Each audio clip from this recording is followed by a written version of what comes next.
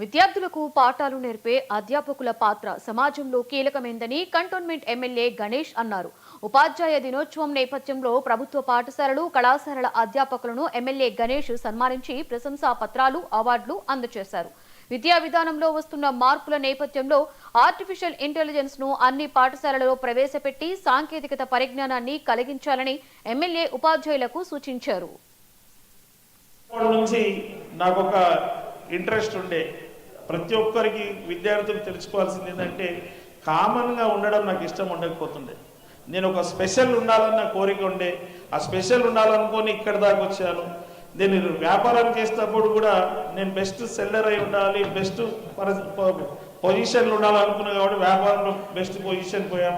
దాని తర్వాత ఎమ్మెల్యే అయితే అత్యధిక సేవలు చేయొచ్చు, గవర్నమెంట్ సపోర్ట్ ఉంటుంది, మనకు కొంచెం పవర్స్ ఉంటుంది. పవర్స్ తోటి ఇప్పుడు స్కూల్స్లో మీరు ఎంత కష్టపడ్డా కూడా మీ స్థాయిలో మీరు కష్టపడుతున్నారు.